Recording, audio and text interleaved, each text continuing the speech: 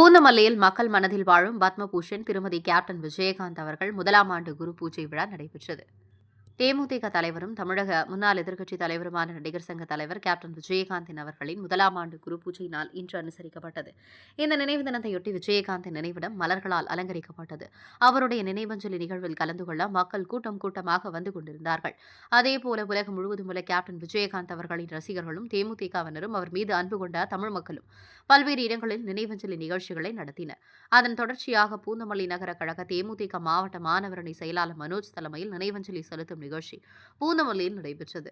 இதில் அலங்கரித்து வைக்கப்பட்டிருந்த கேப்டன் விஜயகாந்த் திருவுருவப்படத்துக்கு மலர் தூவி அஞ்சலி செலுத்தினர். பின்னர் அனைவரும் மௌனஞ்சலி செலுத்தினர். அதனைத் தொடர்ந்து அன்னதானம் உள்ளிட்ட பல்வேறு நலத்திட்ட உதவிகள் வழங்கப்பட்டது.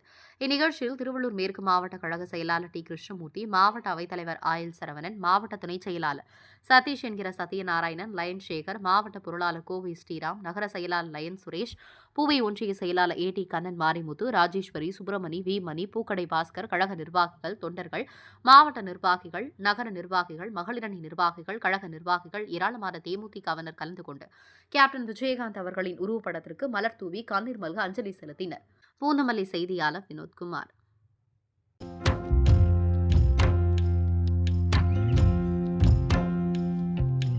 ஐயா ஐயா கேப்டன் ஐயா, எங்க போனீங்க, நீங்க எங்க போனீங்க?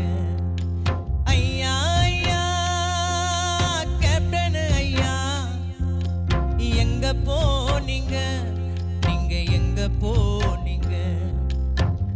வாழாமல் சென்றது ஏன் வாழ போன பூமியில, வாழ போன பூமியில மண்ணுக்குள்ள போனது ஏன் மறைந்தாரையா?